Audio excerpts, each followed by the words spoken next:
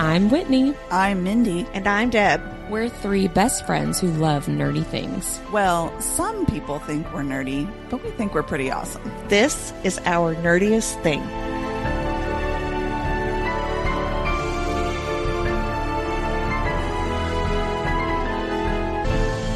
Hello, fellow nerds, and welcome to our Nerdiest Thing. Today, we're going to be talking about the best book we've read so far in 2025. But first, make sure you listen all the way to the end of this episode, where I'll have an interview with author J.D. Netto, who will be at Imaginarium Book Festival later this summer. And he was super fun to talk to. Before we get into anything else, Deb, will you please share our nerdy news? Absolutely. So, first of all, happy.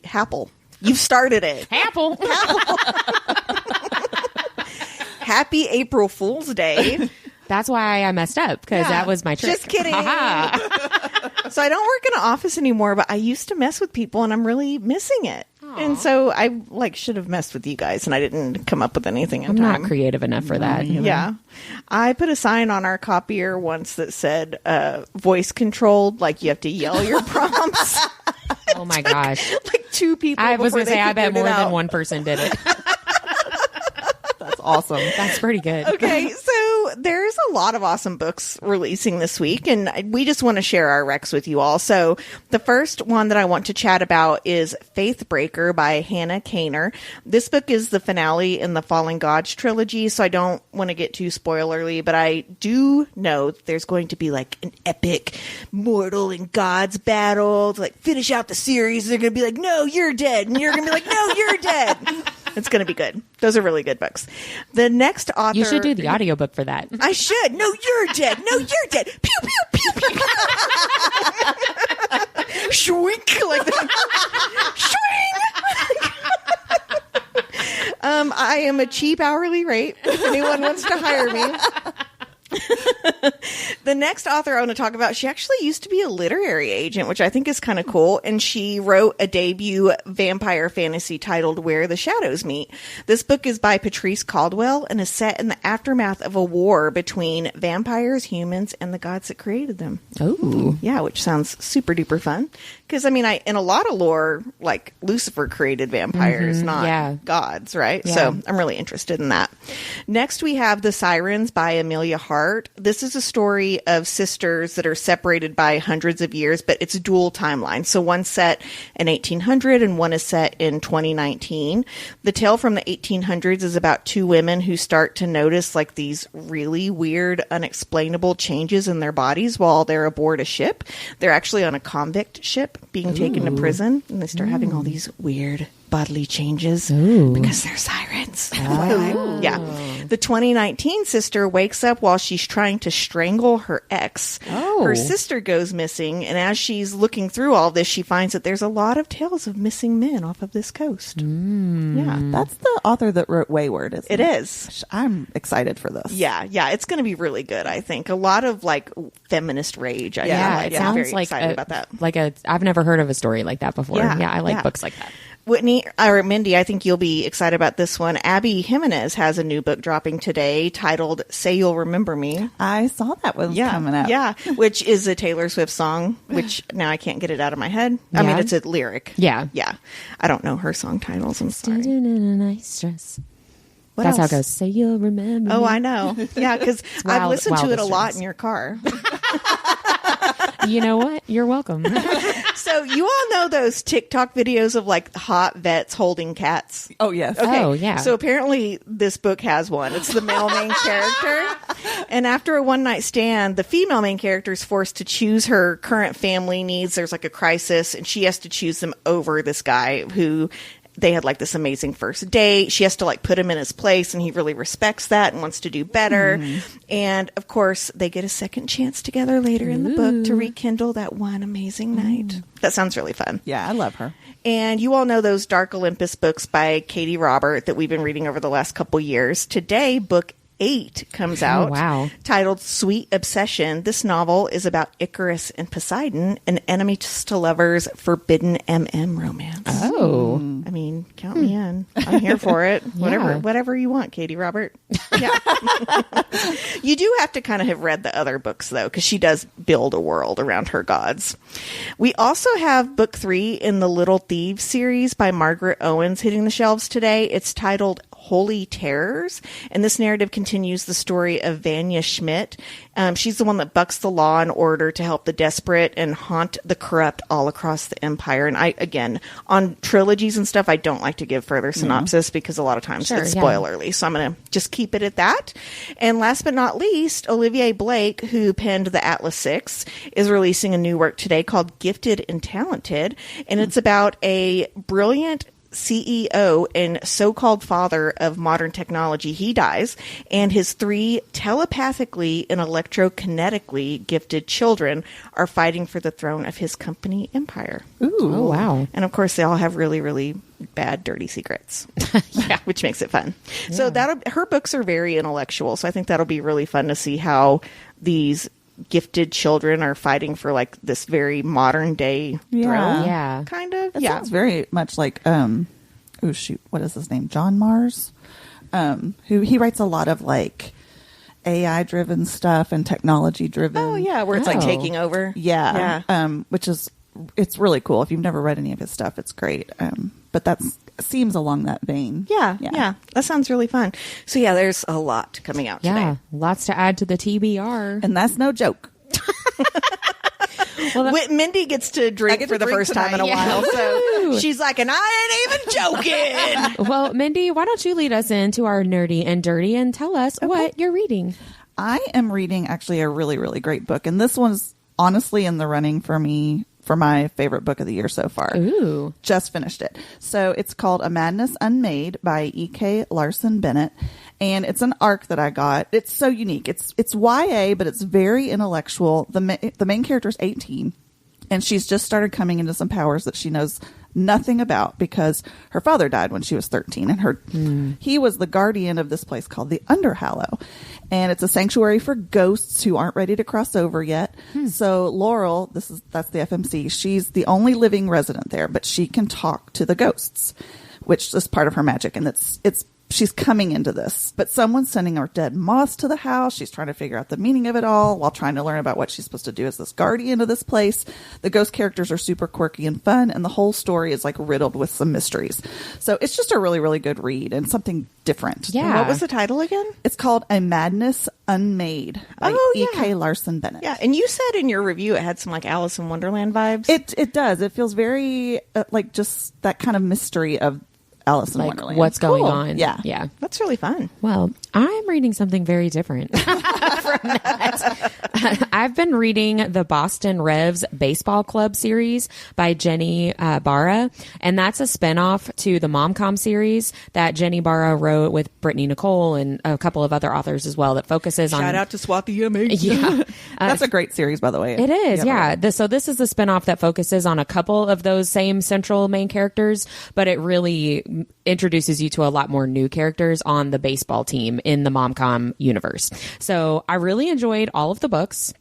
I did not enjoy as much the most recent one that I read, but I don't normally have a problem with age gap romance, which this most recent book is an age gap. It's the coach of the baseball team and his daughter's best friend, which again, I've read that before and had no problem with it. My issue with this one in particular is that the older coach knew the younger daughter's friend when she was literally like 6, like as a child. Not my favorite, and I just could not get past that. That weirded me out. I couldn't get past that. I do recommend the other books in the series, though. I do recommend the Momcom books as well. But that gave me the icky. I didn't love that. And then I kept reading it because the best friend whose dad is the coach, you know, you meet her in the first book in this series. And so I had like a connection to that character. And I was like, oh man, when she finds out her best friend's dating her dad, she's going to freak out. And so I kept reading the book. Because you wanted to see, because I wanted to see the drama.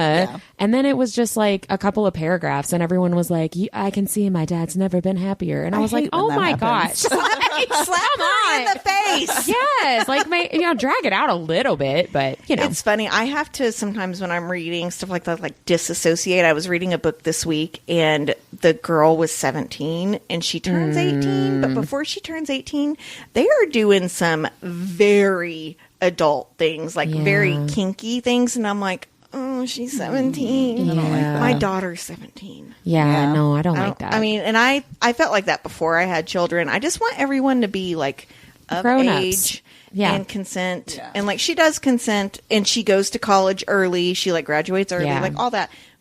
But she's still 17. Yeah, Yeah, yeah. exactly. She still has the mind of a 17-year-old. Yeah, they did. I will say they had the younger female main character.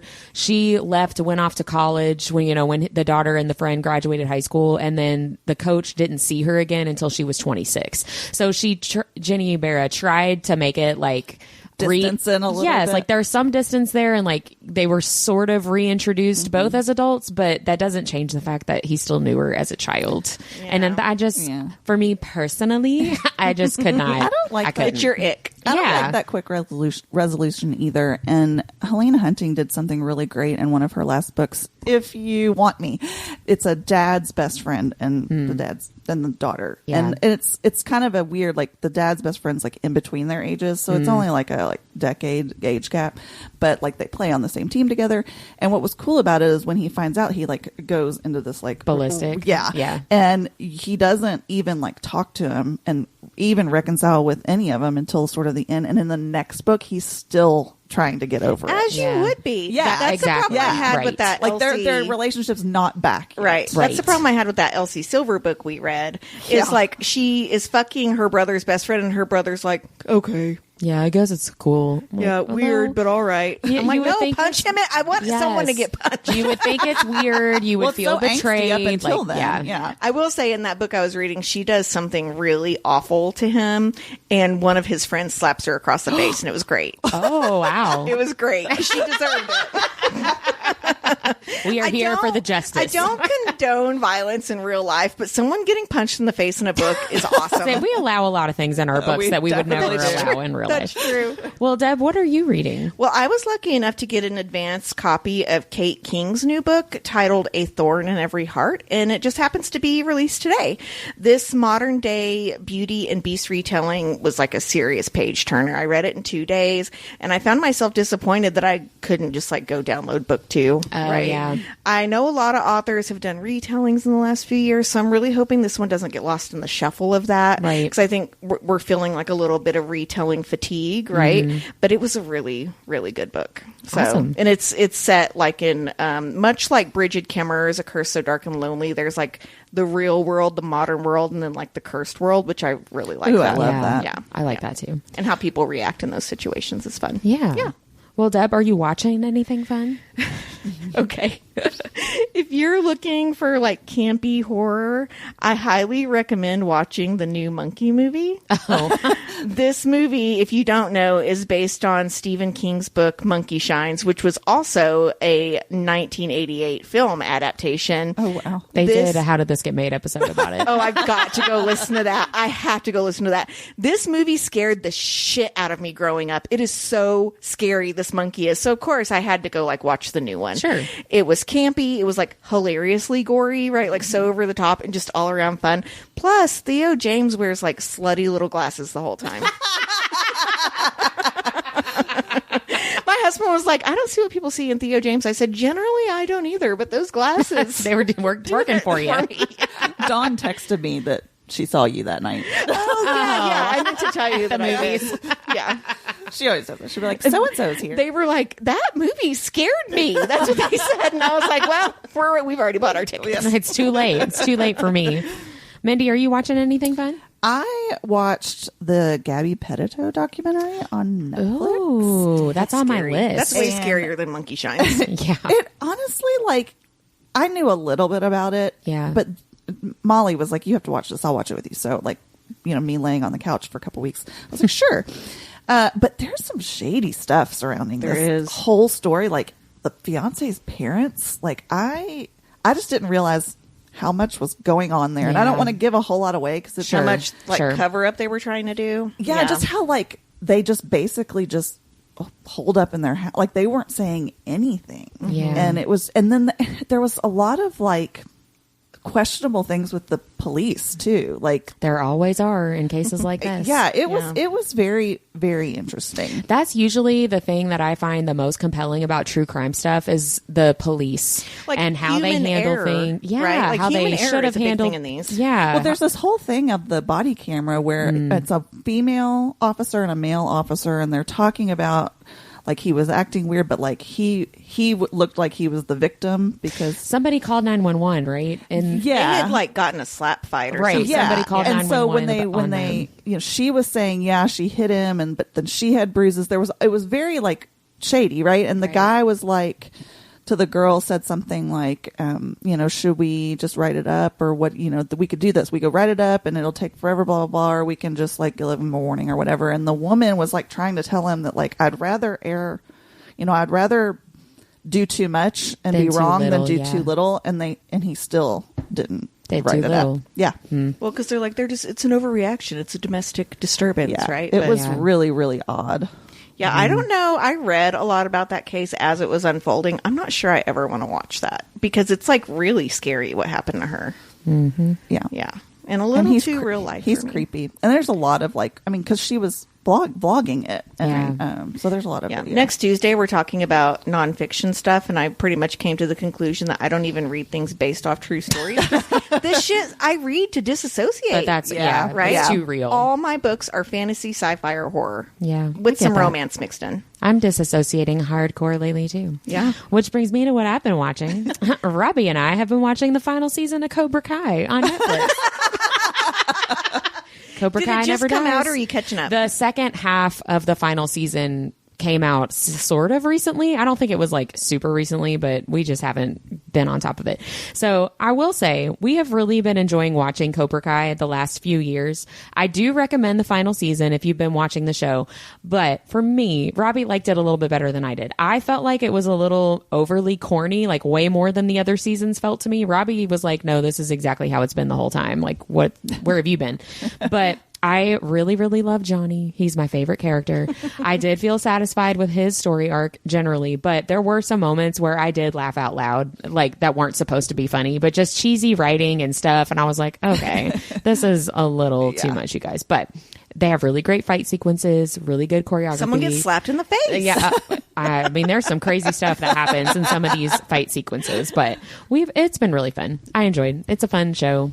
I need to get caught up. I watched the first season, and then I think I never haven't watched any of it. I really love Johnny Lawrence. I do too. I mean, he's like old enough to be my dad, but age gap romance. I'm like all about it. Did he know you when you were 6?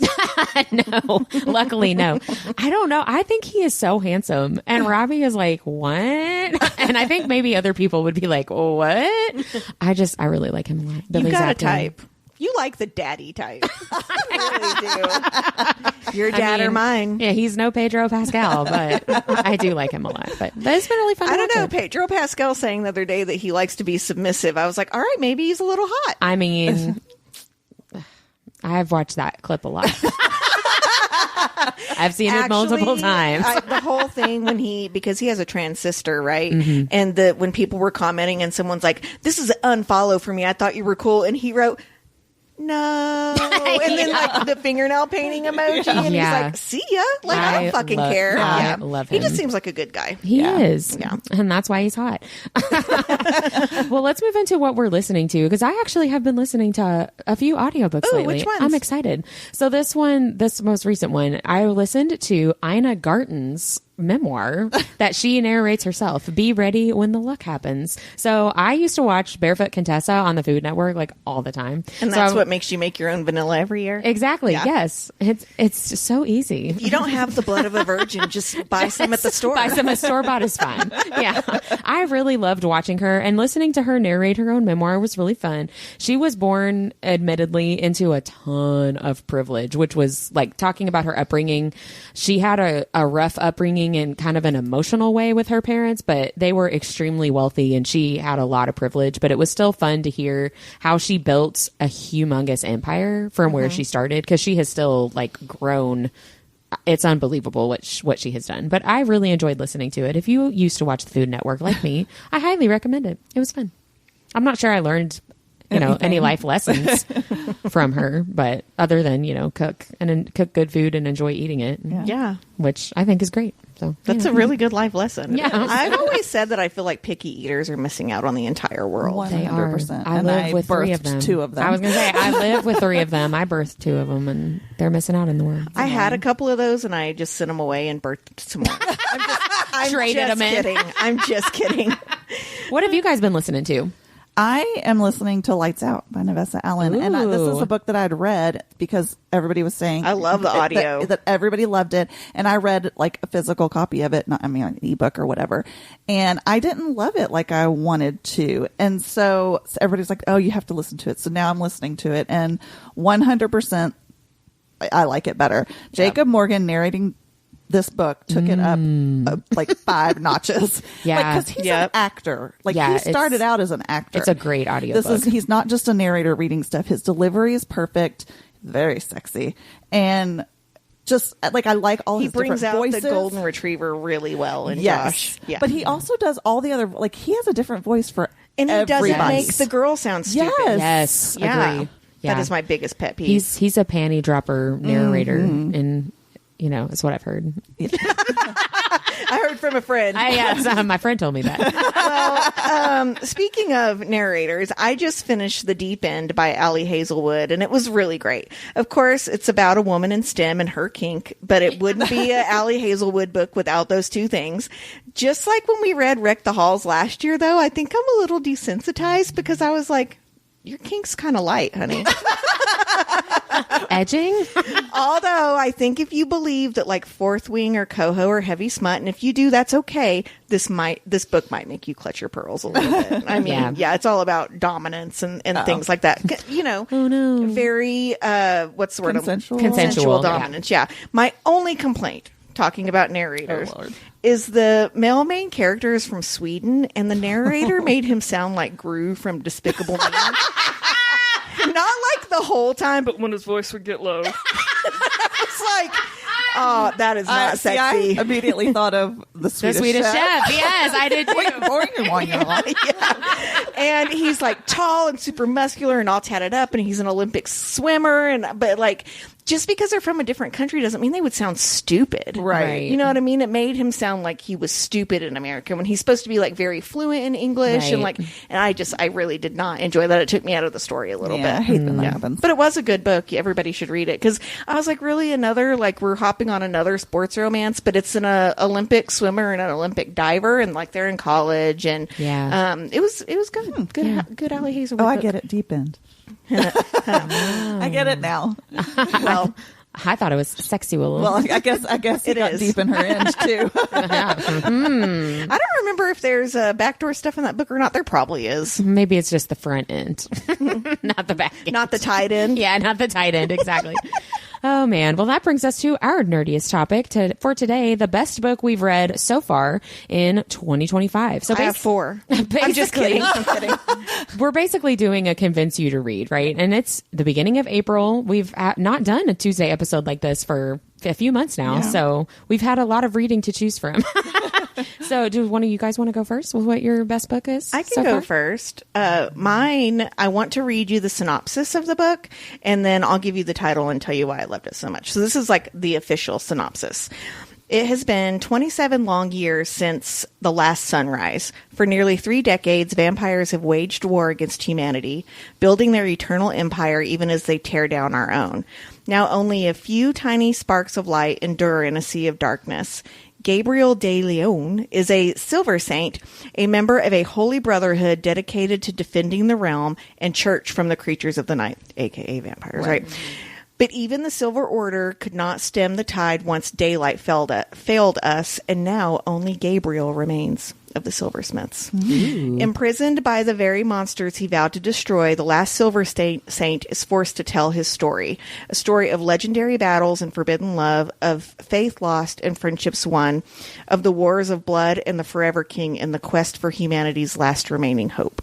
Ooh. So Wow. this book is The Empire of the Vampire by Jay Kristoff. What I really love about this book was the rich storytelling. There's multiple points of view, but the Silver Saint's point of view is just super captivating. It has this post-apocalyptic feel and focuses a lot on how humans would react in the end of times, right? When they're facing all these difficulties and like the shit they would do to each other, the horrible things. Even these guys that are supposed to be good guys are doing horrible things to each other in the name of religion. It also reminds me a lot of Anne Rice in that Jay Kristoff's writing has like layered characters, all of which are really like morally black, but there's more than one tragic love story and like there's a very interesting take on the creation of vampire hunters. It's different than anything I've ever read before. So if you like vampire fiction, this book is for you, I promise. It'll likely be one of my favorite reads of the year. The second book's already out, and then book 3 drops in November of this year. Ooh. Yeah. So I don't know how many books will be in the series, but I'm like fucking captivated by these books. They are, I mean, such a good writer, Jay Kristoff is. So thoroughly impressed. That sounds good. They're long books, so if those scare you, this is probably not for you. It's a commitment. It is, but it doesn't drag ever. Yeah. That's awesome. Yeah. That is awesome. Yeah. Mindy, what's your favorite book so far? Mine might actually shock you when I tell you what genre it a little bit fits in. So Butt mine, stuff? no, that wouldn't shock you. It would if it was. If it was Yeah, mine, but it was my favorite. So the trope trowel messaged me the other day, and she goes, "Okay, I know that you don't like butt stuff, but this book," and I was like, "That's not me. That's Whitney. That's the other dark-haired girl with glasses. Pick one of Mindy? three." No, not that one either. Anyway, this book is called God of the Woods by Liz Moore, and it's actually kind of a historical fiction. Oh wow! Ooh. But the period, and this depends on your definition of historical fiction. It covers a period of time from the early 60s to the late 70s. In the 70s, it's set at this summer camp that's owned by this wealthy family that's been riddled with controversy over the years. And so the daughter of that family goes to the camp. She'd never gotten to go before, and she goes missing. And that's how it kind of starts out. It brings up all these memories of years ago when her brother died. And it's kind of not talked about. You kind of don't know what those circumstances are. So that's kind of weird. That's where we are in like the 70s time period, which is like the telling of the story. Then in the flashbacks in the 60s, they deal a lot with the marriage of this girl's parents and the mother trying to fit in with the family. It's very patriarchal. And so when the two timelines converge, then the mystery takes a totally different turn. There's so much in this. There's like kind of a supernatural element to it. Yeah. Kind of. There's just something out in the woods that creeps people out. It's just got something for everyone. So if you like historical fiction, but not the boring kind, you might like this. Here's the thing: when you said historical fiction, I thought 1880, Right? and we talked about this on an episode. It does mean 60s, 70s, and 80s now. Yeah. But I'm like, no, the 70s is not historical fiction, but it is, And it's not boring. Right. But it's got mystery, it's got suspense, it's got social commentary, Yeah. it's good pacing, it's a unique setting. I just was blown away. I could not believe how much I liked this book. Was that a book of the month? It was a book of the month. It actually was the book of the year. It just got made the book of the year. Oh, yeah. oh, that's right. Yeah. I So wonder if I picked that other one. people agree with me. So no one can tell you you're wrong. I don't know. I think there's an author all three of us really hate and say we'll never read again that have been in the running for some of those sometimes. So I'm like, I don't know if I trust people. That's pretty true. Well, I had a 2-book tie, and both of these books, as my best book that I've read this year, they're actually rereads. If that tells you anything about the new books that I've read this year. That's not faring very well. And how I feel about them. So one reread was The Dixon Rule by Elle Kennedy. It's a college hockey romance. It's enemies to lovers, fake dating, proximity. It's so good. And there are some really like heavy real life themes that make me cry when I read that book. And I think that is a sign of a good story. I texted you because I was listening to it for the first time, and I was like, I'm crying while I'm driving, and I was not expecting that. She really likes to kill people in her books. Yeah, it's really good. They're rom-coms. It's very, very good. But she does a good job. I haven't It's read really, that one yet. she's good at writing. When she does the heavy themes, she's good at making it very realistic. Yeah. Of like, Yeah, I this would is agree. really what people deal with, and just life. It's just how not life just like goes. he's a hunky hockey player. Exactly. Yeah. She doesn't gloss over that stuff. Life is hard, and I think she does a good job with that. So my other top read so far this year, another reread by Larissa C. Moyer, who is the same author that wrote Without the Moon Act 1 that I like raved about so much at the end of last year. So I've read this one from her before. It's really, really good. It is called Finding More, and it's got single dad, a small age gap, but an age gap nonetheless, a one night stand turned romance, and hard of hearing or hearing loss representation are all in that book. The spice is Spicin'. yes, it is very excellent, and the characters are great. It's a sequel to her book called In Our Hands, but you can read it as a standalone and be able to like understand what's going on. If you read In Our Hands first, you're going to get a little bit more of the male main character, a little bit better understanding of where he's coming from, but you can read it as a standalone. But yeah, I reread both of these books, and they are my favorite. They still hold up. Yeah, they still hold up. But that's also not good. Yeah. We need to I give know. you need to get some of the Rex off of Deb's list. I have so many of them. I know you do. I've got so many books like downloaded on my Kindle, but then I made a mistake and went to NetGalley and requested some books, and then I got like 3 or 4 of them like on the same day, and I was like, oh crap. I'm not going to So- tell you how many books I have in my NetGalley queue right now. Yeah, It's a lot. I stopped asking. I have 2 right now. I only ask for like 4 books at a time at this point because I get too many at once and it stresses me out. So, and I want to be able to reread, the stuff that I like to. So The book club challenge that I'm doing with the prompts, they do like a monthly mini challenge too. And so this month's challenge, I loved it. It's called Spring Cleaning, and it's like basically you pick 3 nice. books off your actual TBR that don't buy anything new. And like one of them's like the last book that you got, like that you bought, and one of them's like the one with the prettiest cover. I mean, it was just really cool. I was like, I needed this. I needed to go through what's on my shelf. yeah, and actually read them. Yes. Yeah. Well, thank you for sharing your best read so far of the year. And hopefully we've given people some good books to put on their TBR. Well, we know we've given them good books. So hopefully they If you put don't them like on their them, TBR. that's your problem. Yeah. And a variety too. Yeah, different types of stories. So that brings us to our nerdiest thing of the week. I want to go first because I'm excited. Go about for it. it. It's funny. So I've started this hilarious Samuel L. Jackson feminism illustration. Let me explain why.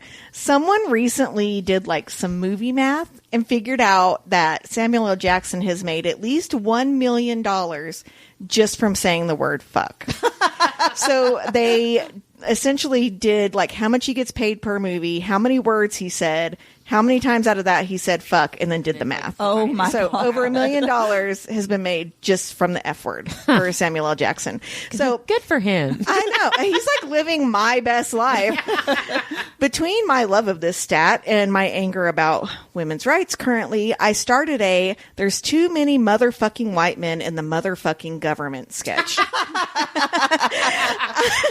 I'm hoping to animate it with Procreate to make a video, but it may be getting a little too ambitious. I may just have to make slides out of it. But the artwork will have dates of when women were given rights, but like in Samuel L. Jackson's demeanor. So, for example, 1938, women can make motherfucking minimum wage.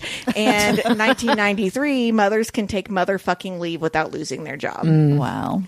I love that you're doing that. I do too. I'm like so It was excited about awesome. it. Yeah, it's a Brian great came to idea. bed the other night. He goes, I thought you were asleep. And I was like, no. I started researching Samuel L. Jackson stuff. I'm rage researching right now. Right. Leave me alone. I love that. That's awesome. Yeah. Mindy, what was your nerdiest thing this week? So this week comes from trivia. So I always get interesting questions at trivia. And it's amazing to me some of the stuff I pull out of my ass. But this last week, Not literally. well, no, I'm just kidding. I'm not there. I hide all the answers in my ass. No, I'm just kidding. So they had this question. It was like, the category was really cool. It was like they would name 3 actors in a movie or in a TV series, and you had to say what the series was.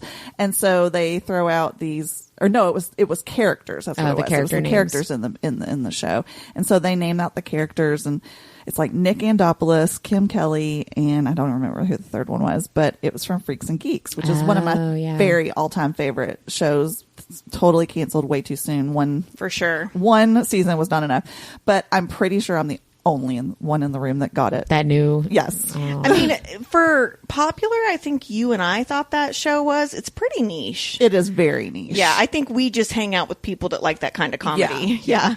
So, but I mean, really, honestly, if you haven't seen it, it's amazing. It's Judd Apatow and J.J. Abrams at the cusp of them getting big. Well, and a lot of the actors in that show, it's like the beginning of their careers really taking off too. So. Well, I love that. What's yours, Good Whitney? for you. Well, mine is actually a joke that Robbie made about me, which was actually really, really funny. So I was telling him I had to check in with my psychiatrist, which you have to do every so often to keep your medication prescription active, right? And so every time I check in with her, she gives me the same screener questions for depression and anxiety. And it's do you want to hurt anybody? Questions like that. And so I was telling Robbie that I did the screener, and she was like, hey, the changes we've made have been working really great. You're scoring a lot less often of feeling these different things for your depression and your anxiety. Congratulations. So I was telling him specific questions she was asking, and how I was like, not at all.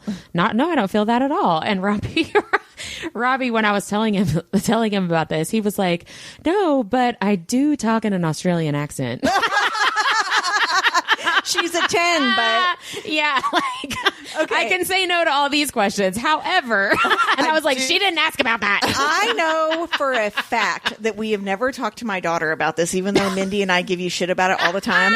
But the other night we were in the car, and I said something in the heat of the moment, which wasn't very nice to her. And she waited a bit, and she goes, Mother. And I was like, what? And she's like, I have some conflict, but I need to talk in a British accent while I do it. And I was like, okay. And I didn't really enjoy the way that you spoke to me just then. And I was like, well, I'm so sorry, daughter.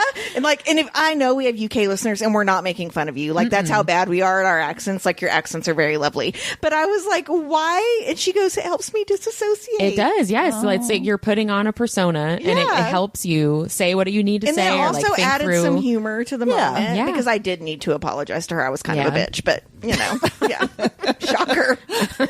We've all been there. But no, that made me laugh really hard that Robbie made fun of me for that. But I enjoyed that. You're like, no, I don't tell my psychiatrist that. No, 100. Yeah, I was like, I have not told that to any of my mental health professionals. But thank you so much. Well, just our whole listening audience. Yeah, that's fine. They're not in charge of my prescription, so that's okay. Well, that is it for this week. Make sure you stay tuned for the interview with author J.D. Netto, and we'll see you next time. Bye. Bye.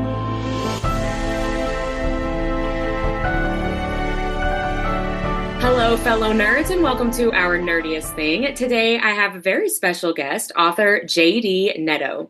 J.D. is a multi-genre best-selling author whose debut fantasy series, The Whispers of the Fallen, became an underground sensation upon its release. He is the founder of Saved by the Page, a movement that encourages readers to share how books have impacted their lives, with select stories compiled into an anthology published in 2018. J.D. is also known for Henderbell, The Shadow of St. Nicholas, a speculative fiction novel that explores the cursed bloodline of Father Christmas. In 2022, he released The Echoes of Fallen Stars, a fallen angel fantasy centered on Lucifer's lost gay son and the secret romance between Lucifer and the creator. USA Today hailed the series as a creation that every fantasy lover must have in their collection.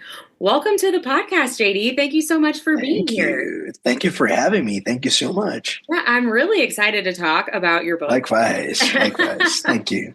From that bio, readers can tell you seem to like to take a really well-known idea, or, Father Christmas, Lucifer. Those are very embedded in so many different cultures and really well-known Yes. kind of mythologies, and Mhm. putting your own unique spin on it. And so I would love to hear, how do you come up with that, first of all? And how do you kind of Yeah. flesh out those ideas to make sure that you are putting your own spin and making it JD's voice and not just the cultural mythology? Yes, of course. And well, again, thank you for having me. This is fantastic. And so I was always a very curious kid, Mm. and I grew up in a Protestant household. So I was born in Brazil, and I lived there until I was 11 years old. And even when I was a kid, we would go to church, and um, I would always be very taken by how structured religion was and how people responded to this book. Right Mhm. at the end of the day, it's a compilation of books, and I was always like, what can I do to make people think a little harder? Ever since I was a kid, that was my thing to do. So with Lucifer, with the Whispers of the Fallen in particular, that was my very first book. I had the idea when I was 18 years old. I was still in the closet. I was a worship leader at the time. I was very active in church, and yet my wondrous mind was like, what if Lucifer had a diary? What would that be like? What if the devil was, secretly locked up in a room somewhere, just um, putting all of his angst and desperation onto a book? And The Whispers of the Fallen was my first fantasy series, and it was very interesting because I learned a lot while being on the public eye. Yeah. That was my first rodeo, and it worked. So, but I learned a lot. But the one thing I still wanted to do was to explore the human psyche, and allow people to think a little harder about the things we hold on to the most. Mm. So after 4 books in that series, I was like, you know what, I want to try something new. And um, I was in Los Angeles actually visiting Nickelodeon, and I left the studio, and I was at my Airbnb just relaxing. I'm like, "Ooh, what if Father Christmas actually had a cursed bloodline, and he got kidnapped on Christmas Eve by shadow spirits?" Hmm. And I like to explore things like that. And then the Echoes of Fallen Stars in 2022, that was my redemption story, because that's what I wanted to do with The Whispers of the Fallen when I was 18. So I was 32 when I wrote that book, and I'm like, you know what, I'm going to do it. I'm going to do the original idea I had, which is Lucifer has the sun, and he loves boys, and he's like this Viking-esque boy, and Lucifer and the creator were actually lovers. And that's how this whole story got twisted, because it was a liver spat that Mm. cost Yeah. that cost a lot. So um, I just try to be as original as possible Yeah. with these stories, but I love taking legends and making them my own. I'm actually working on a new series now. It's called Winterborn, and this is an idea that's all mine. We're not going to see any deities or anything like that. I'm creating my own, but I still World resort to it. building. Yes. Oh, I love world building. I mean, that's Yeah. one thing that I love to do. But I love Greek mythology and religion and history, so I'm always seeking inspiration there. Yeah. I love that. And so you got that original idea, you said, when you were 18. You started writing that at 18 also? Yes, The Whisper of the Fallen. Yes. So I was in church, and I'm like, uh, I think I was already growing tired of the system that had me so boxed in. I've always been an artist. I learned how to play piano, and then they had me on the worship team, and and I had some good moments there. I learned a lot. I learned how to speak in public and all that good stuff. But then trauma happened, and that's how we process trauma. And The Whispers of the Fallen was my first venture, and it worked out. It took me 8 years to write that book. It was just a hobby. Yeah. I was learning what it meant to write something. I got rejected tons. I tried to get an agent with that book. now that I'm 36 and I've been in the industry for 12 years, I'm like, that would have never happened with that novel. But everything needs a start. You got to go for it sometimes. You got to go for it. Better done than perfect. So exactly. Yeah, exactly. Yeah. I really love that. I relate to a little bit of what you're talking about I was on a worship team for a decade. I'm with you on some of that. I love it. What was it like trying to tell a similar story, right? Like with your original idea, the fallen angel, at 18 versus at 32? Because a lot of life happens between 18 and 32 for anybody, right? Yeah. What was that like? So during the pandemic, I started therapy, and a part of me just thought that gutsy little boy deserved to tell the story that he always wanted to share, and he deserved to go as deep as he wanted to go. So I decided to write, because The Whispers of the Fallen is very YA. So and Echoes is new adult-ish. The themes are a lot heavier. The characters are older. And I just decided to go for it, honestly. I had just moved to the New York area. So I was becoming a very bold gay at that time.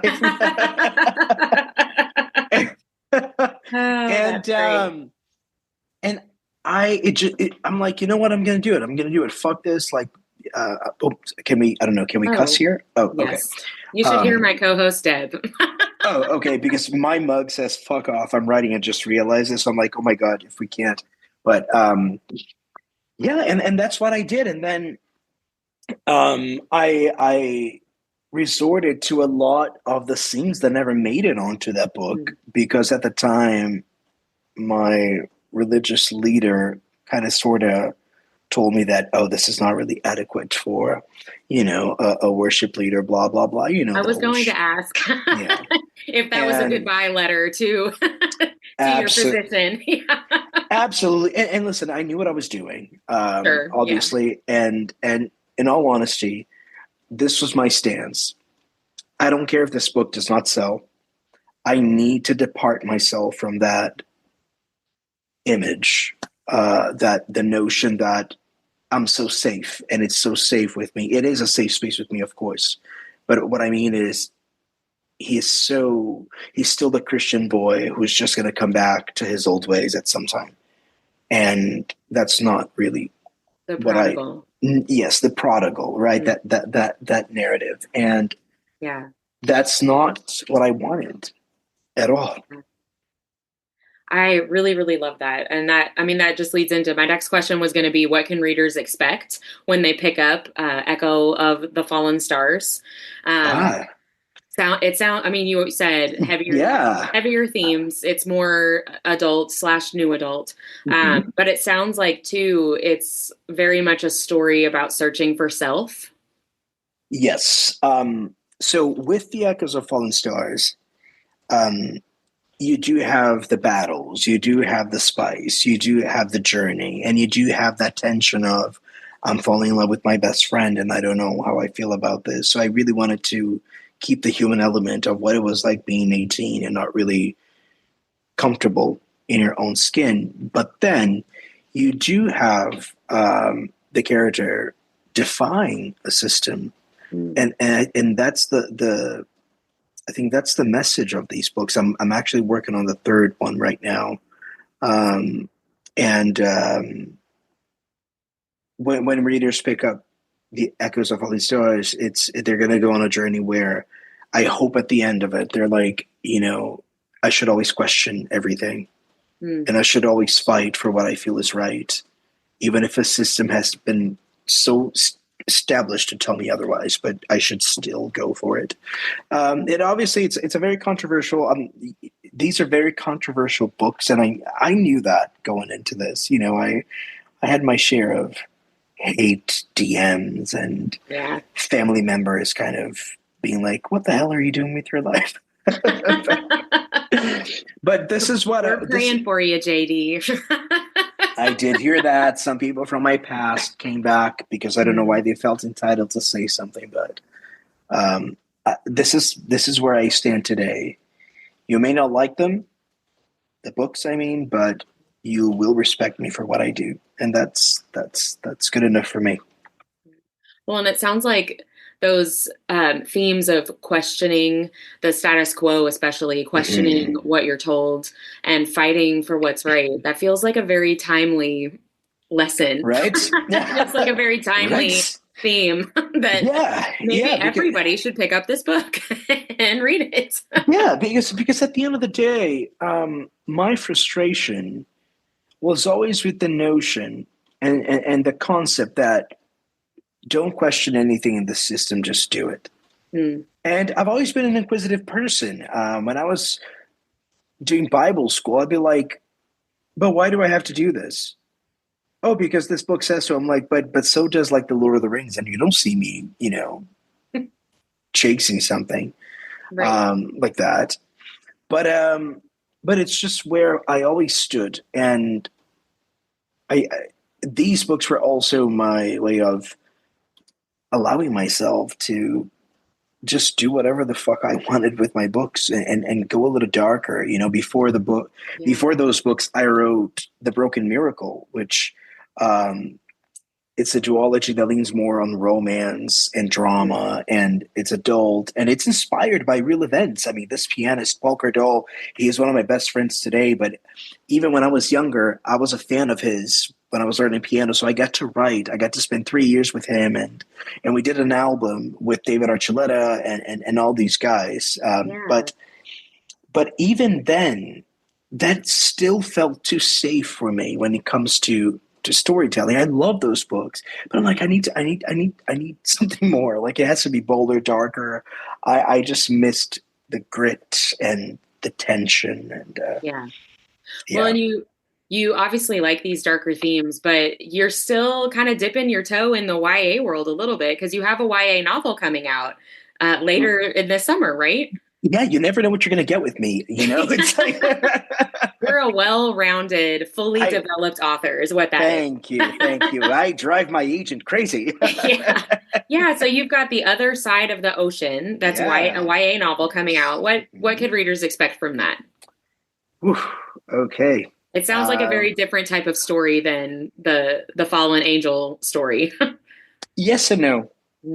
Because the themes that we just explored are also in this book, but the reflection is just a little clearer. It's more on your face. The Other Side of the Ocean is my pandemic book. It's inspired by real events that I got to witness, or friends of mine or immigrants within the community that I grew up in went through. But so The Other Side of the Ocean is about a closeted, undocumented teenager falling in love for the first time during the Obama administration, before Dreamers had any sort of protection, which is something I went through. So I came to the States really young, and once I turned 18, I had no means of going back to Brazil at the time. And unfortunately, the law says that once you turn 18, you have 180 days to leave, or you're officially an undocumented immigrant. And that comes with certain consequences. So after that time, if you leave, you cannot apply for a visa for 2 years. If you spend, I think, over a year, there is a 10-year bar. So at that point, I had spent most of my life in America, and I decided to wait and see. And I was like, America's going to come through for me. And but this is not like I'm not a victim of this, because I did find strength to create and to pursue the things I wanted. And today I am a permanent resident, but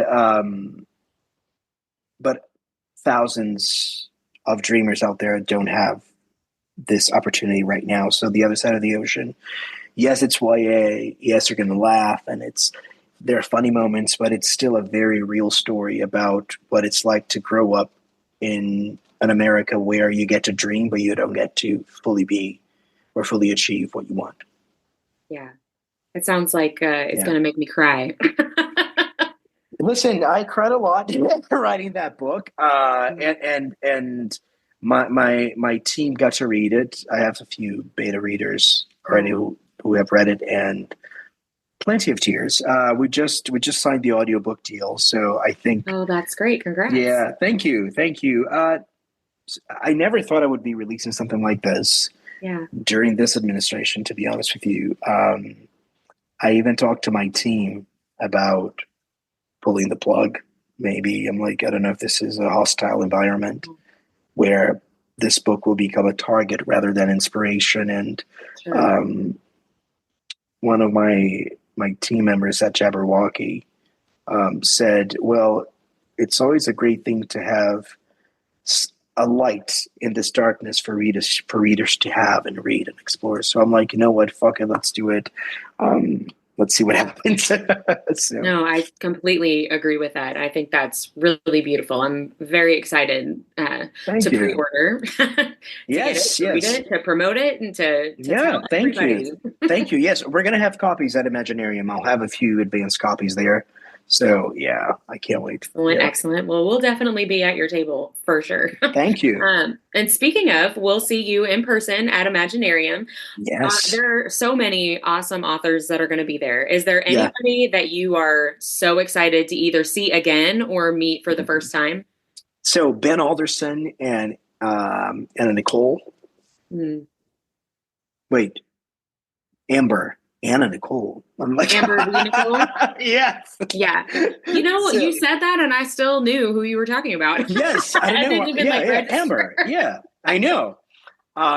So Ben Alderson and I, we met over Bookstagram when The Whispers of the Fallen came out. We've been friends since then. We worked together. He had his own publishing house of tomes. So he picked up The Whispers of the Fallen at the time. So we never really met in person. This is going to be our first time meeting in person. And Amber and Nicole, we also met when The Echoes of Fallen Stars came out. We became friends over TikTok. So I'm looking forward to meeting them for sure. I love, I call them my internet friends. And you go to an event like this and you get to meet your internet friends. It feels like you know them because you do. You're legitimately friends with these people that you think, oh, wait, we've never actually seen each other in real life. Mm-hmm. It's such a funny, weird, awesome thing. I love that so much. Something I love about our community. I definitely love that side of it. Yeah. Yeah. Well, we've talked a lot about what you've got coming up and going on. Is there any work in progress, tidbits or news that you are able to share right now, or is everything very under wraps? No. I can share certain things. So we have the audiobook for You Are Not For Everybody coming out. That's my business book for creators and creative entrepreneurs. I released that last year. So we have that. The Other Side of the Ocean, I just mentioned the audiobook. But I'm writing my Dragon trilogy, Winterborn, and that's going to be coming out with Podium Books. And I think this is going to be even bolder than Echoes of Fallen Stars. So the book follows a bisexual prince of winter who discovers that he's a dragon rider and falls in love with twin elves while his family is actually committing plenty of crimes and stirring a civil war. So it's going to be fun. Is this the series you were talking about earlier where you're creating the world? Yes. Awesome. That's exciting. Is there a timeline for that first one to come out? Or is it all still working? So not yet. I'm almost done with my first draft. So that's exciting. I'm going to assume 2026, but my publisher is going to decide that. But I'm very excited for Winterborn. Yeah, that'll be great. I can't wait. Things in my calendar. Please. So that brings us to our nerdy and dirty speed round. I have just some random questions to get to know you as a person in addition to as an author. So no wrong answers, just go with your gut, whatever feels right. So First question, if you were going to be stranded in the mountains with one of your main characters from Echoes of the Fallen Stars, which character would you choose to be stranded with? Wow. Bellwound is pretty handy. Bellwound, Lucifer's kid. He can hunt. He's hot, and he can control the dead, and he can enter people's minds and destroy his enemies just by glancing into their brains. So I like would a mind melt kind of thing. Yes. So I vibe with Bellwood. Yeah. That sounds like some good protection and also provider. Yeah. Oh, and well, no, this would be a big spoiler. Bellwood. Spoiler free. If you could have an angel power for one day, and either a power from any mythology or from your own stories, what power would you choose? All right. What power would I choose? Okay. I'm gonna go with Winterborn in this one. So there is a prince. His name is Calibor, and he is able to change your mind and your memory, your perception of what happened. Oh. He can alter the images in your head, or he can just erase them altogether. It's a crime, but he commits these crimes. So it doesn't stop. It does not stop him. That is really cool. So you could take an experience that somebody had that was just kind of a ho-hum and make it devastating. Mm-hmm. Only in the book, he what he does, he meddles with the memories of that his children have, and it's something a little dangerous. He tries to protect them, but it goes awry. So, but yes, I still like him. I still like that one. Yeah, that's really cool. That's a good power.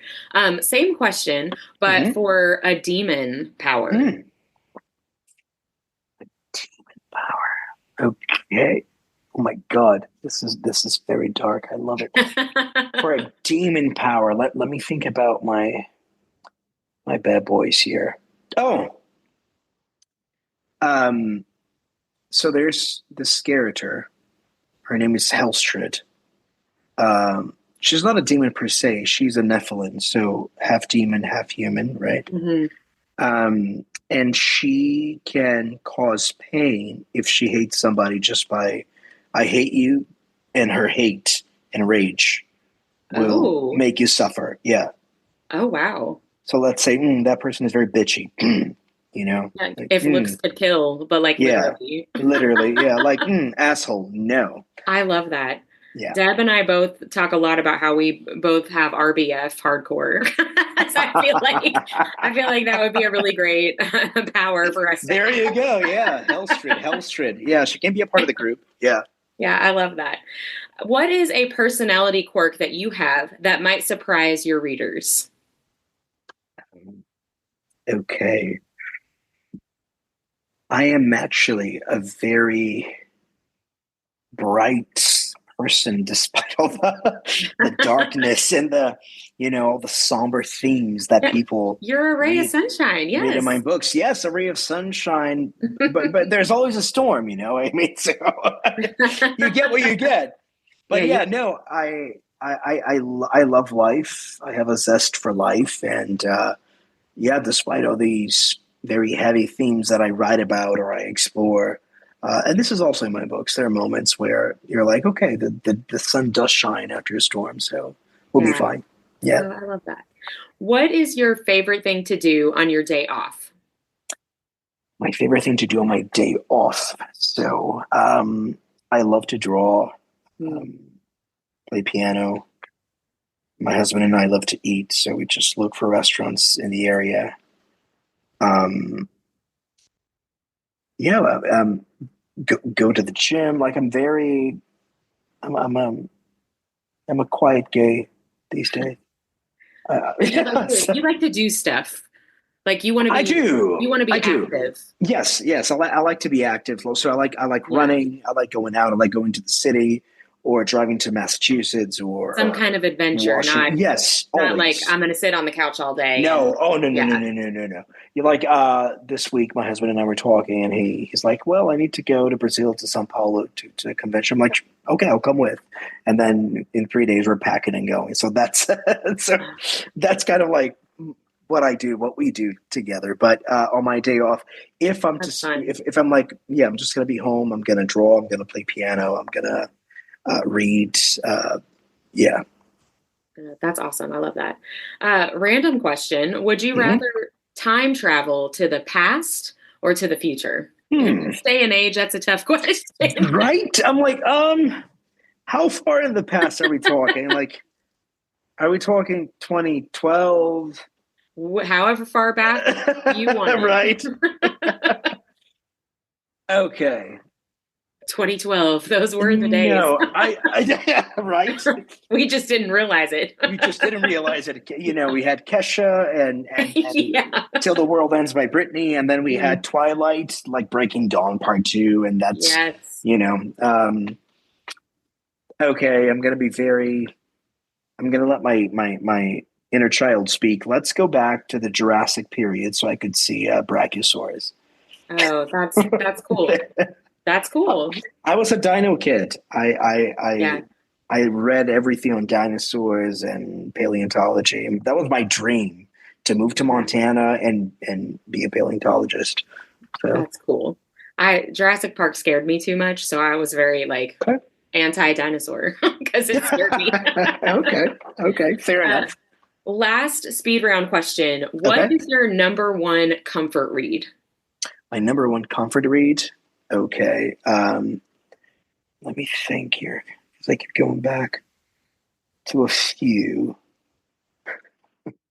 This is going to be... You can give us more than one answer. Okay. I love the Screwtape Letters by C.S. Lewis. I almost brought that up when you were talking about what if Lucifer had a diary. I was thinking the Screwtape Letters. Yeah. Yeah. That's awesome. Yeah. So I discovered C.S. Lewis when I was really young, and he wrote Narnia, and then there are these books on theology, and then you have these books on just what it means to be human and death, and I've always found that very liberating. But the Screwtape Letters are very special to me. I love the way that book is written, and dear Wormwood, your Uncle Screwtape. So I love it. Did you ever read Till We Have Faces by C.S. Lewis? I have heard of it. I have not read that one. It's good. I think you would really like it because it's based on the myth of Psyche. Oh. And Cupid. Oh, wow. You would like it. Yes, I love C.S. Lewis. Put it on your TBR. I will. So JD, where can readers best connect with you? You're active on Instagram. Mm-hmm. Instagram, TikTok, my website, so we can beat the algorithm. Yeah. But yeah, you can find me everywhere. Yeah. Awesome. Where can we purchase your books? So you can buy signed copies on my website, or any bookstore, indie bookstore of preference. You can get my books anywhere. Audiobooks as well. But support your local indie bookstores. Yes, definitely. We have a novel romance here where we live that we love so much. Indie bookstores all the way. Yep. So besides Imaginarium, what events or convention signings do you have coming up? Yeah, I'm going to be at Galaxicon in Richmond, Virginia at the end of this month. I'm going to be actually doing 2 panels. One about taking myths that are so well known and making them my own. And another one about You Are Not For Everybody, the art of embracing your shadows. So that's going to be fun. And then we have Imaginarium, and then I am doing it's a sort of book con, but in Brazil, and it's called Bienal do Livro, and we're going to be releasing my first book in Portuguese in Rio de Janeiro in June. That's so great. Yeah, I'm very excited about that. Yeah, congratulations on that. Thank you. Amazing. Thank you. Yeah. I'm excited. I'm very international excited. bestseller. Yeah, I know. That's so exciting. I know. Well, to finish us out, this is our nerdiest thing, and we always end our episodes sharing what our nerdiest thing of the week was. And it usually is book related because that's who we are, but it can be anything that you got really excited about, maybe a deep dive research project that you did. We would love to hear what your nerdiest thing of the week is. Yeah. So my husband had never watched White Lotus, and we just watched season 2. So my nerdiest thing was kind of, I wanted to mimic Tanya's accent. McQuad, Tanya McQuad. And I was kind of able to do that, to emulate how she talks. So I hope that counts, because I was like, it definitely counts. Wow. That is a nerdy thing. We will accept the answer. There you go. Oh, wait, actually, no. Wait, something even better. I got to watch The Return of the King with a 300-piece orchestra at Radio City Music Hall on Saturday. Wait, I think, cool. That takes the cake. Yeah. Yep. That is a nerdier, amazing answer. Oh, I'm very jealous of that. I would give me the crown. Give me the crown right now. I cried. There you go. I cried from beginning to end. I was sobbing. Everybody was crying. It was beautiful. That's just, I'm a crier. So live orchestra performances. Amazing. I love stunning. That so much. Well, JD, thank you so much for being on. Thank you. I could talk to you the whole night long. well, let's chat at Imaginarium. Why not? Yes. Yeah. We definitely need to hang out at Imaginarium. Yes, more absolutely. than just the lit talk, for sure. Absolutely. I can't wait. Thank you so much. It was so great to talk to Thank you you for and get the to know invite. you a little bit. Likewise. Bye. Like what you heard in this episode? Follow Our Nerdiest Thing on Instagram at instagram.com/Our Nerdiest Thing or Facebook at facebook.com/Our Nerdiest Thing. We love hearing from fellow nerds. Email us at ournerdiestthing@gmail.com.